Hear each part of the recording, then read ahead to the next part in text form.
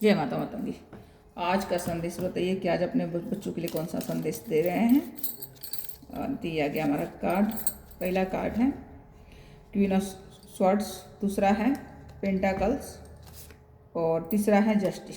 तो देखते हैं क्वीन ऑफ पेंटाकल्स। ये कार्ड बता रहा है कि आपके जीवन में कोई ऐसी महिला है जो आपको अपनी आत्मशक्ति और ज्ञान से हर वक्त आपकी रक्षा करती है, सुरक्षा करती है और आपकी मतलब आपकी कैसी भी समस्या है उसको वो सुलझाती है। ये महिला आपकी मम्मी हो सकती है, आपकी वाइफ हो सकती है, आपकी बहन हो सकती है। और ये महिला अत्यंत प्रभावशाली महिला है। ये स्वतंत्र और पक्षपात होकर के न्याय करने वाली महिला है, तो आप इनका सम्मान कीजिए। ये कार्ड यही बोल रहा है। दूसरी तरफ से ये कार्ड बता रहा है कि एक ऐसा ही एक वृद्ध महिला जो आपको नीचे खींचने की प्रयास करती रहती है, हर वक्त आपको नीचे खींचने की प्रयास करती रहती है और जहाँ देखो वहाँ आपकी आलोचना करती रहती है, यानी आपकी शिकायत करती रहती है। तो इस महिला से आपको बच के रहना है। और दूसरा कार्ड है हमारा पेंटाकल्स। ये कार्ड बता रहा है कि आप नौकरी चेंज करने वाले हैं और बहुत बड़ी नौकरी लगने वाली है आपको, जिसमें आपको अधिक धन का लाभ हो। ऐसी नौकरी आपको मिलने वाली है। ये कार्ड यही बता रहा है कि नई शुरुआत और अधिक धन की बहुत जल्दी नौकरी लगने वाली है, जिसमें बहुत धन का लाभ होगा। मतलब ये आपका, ये समझ लीजिए कि ये खोया हुआ अवसर है जो आपको वापस ईश्वर दे रहे हैं इस नए न्यू ईयर के अवसर पर। जो न्यू ईयर के अवसर पर जो अवसर आप बहुत पहले खो चुके थे, वो अवसर आपको दोबारा दिया जा रहा है। तो इसको तुरंत पकड़ लीजिए, ये कार्ड यही बता रहे हैं। और आप अपने अंदर आपके अंदर दूरदर्शिता की कमी है, जिसकी वजह से आप अधिक खर्च करते हैं। तो इसको कहा जा रहा है कि आप कोई भी काम सोच समझ के कीजिए और थोड़ा सा अपने खर्च को कंट्रोल कीजिए, क्योंकि देखिए खर्च अगर कंट्रोल नहीं करेंगे तो कभी कभी होता है ना कि धन ईश्वर जो देता है वो सब कुछ उसी का है, और वो देता है कि अपने बुद्धिमानी और होशियारी से आप अपने ज़रूरत के हिसाब से खर्च करें। बेफालतू के खर्च करने से कभी कभी हमारे ऊपर ही आ जाता है ना कि कभी कभी हम धन के लिए तरसने लगते हैं। तो यही कहा जा रहा है कि बेफालतू के खर्चों से बचिए और थोड़ी सी अपनी दूरदर्शिता को बढ़ाइए, क्योंकि आप जल्दबाजी में तुरंत के तुरंत डिसीजन लेते हैं, जिसकी वजह से कभी कभी कुछ गड़बड़ हो जाता है। तो इसको रोकिए।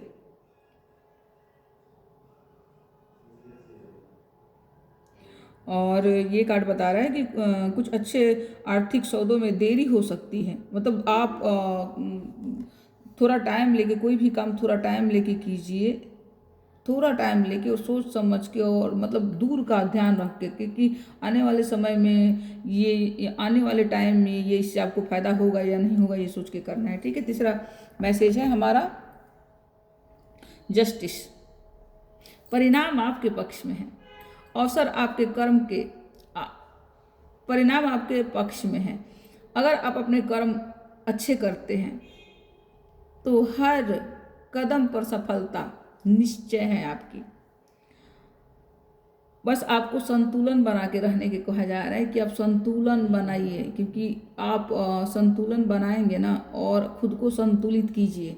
संतुलित करेंगे और अपने अंदर संतुलन बना के चलेंगे ना, तो कुछ भी आपके लिए कुछ भी मुश्किल नहीं है, क्योंकि ये जस्टिस का कार्ड है।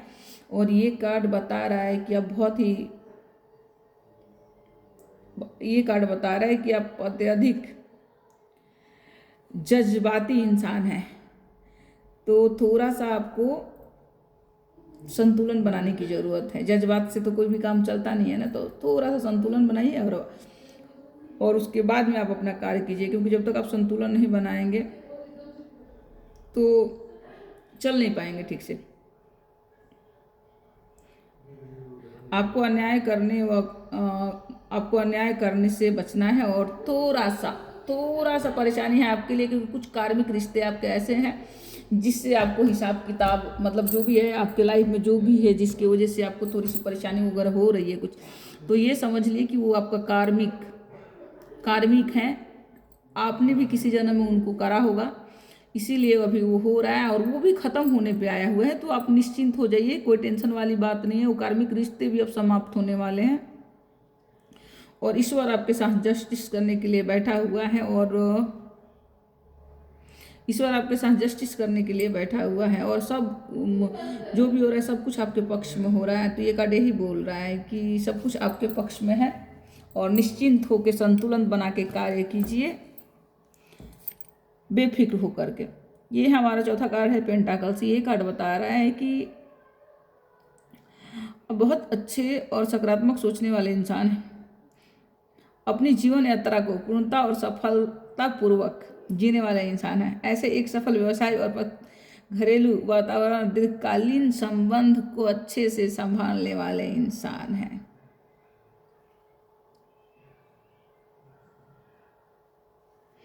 और आपको अभी जो सफलता मिलने वाली है, जो पहले कार्ड में बोला था ना कि आपको ये जॉब मिलने वाली है ना, नई नौकरी मिलने वाली है, और ये अवसर आप बहुत भले खो चुके थे, तो दोबारा अवसर मिल रही है। ये जो नौकरी मिलेगी ना आपको, दीर्घकालीन के लिए, मतलब लंबे टाइम के लिए नौकरी आपको मिलने वाली है। तो बस न्यू ईयर आपके लिए बहुत सारी ढेर सारी खुशियाँ लेके आ रहा है, खुशियाँ ही खुशियाँ लेके आ रहा है। तो अब खुश हो जाइए आप, क्योंकि ईश्वर ब्रह्मांड ने अपना दरवाज़ा आपके लिए खोल दिया है। टेंशन की कोई बात नहीं है। ये कार्ड है बर्ड्स। ये बता रहा है कि आपको एकांत में रहने की ज़रूरत है। कभी कभी होता है ना कि मतलब डिसीजन लेने में ऐसे आदमी कंफ्यूज हो जाता है कि क्या करे क्या ना, तो उसके लिए थोड़ा सा टाइम अकेला बैठ के बिताइए, खुद के साथ टाइम स्पेंड कीजिए। ये कार्ड यही बता रहा है।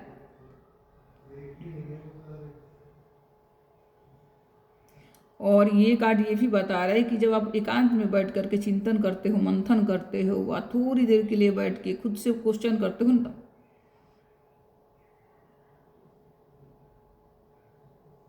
तो आपके अपने पथ के लिए जो प्रतिबंध मार्ग चाहिए वो मिल जाएगा।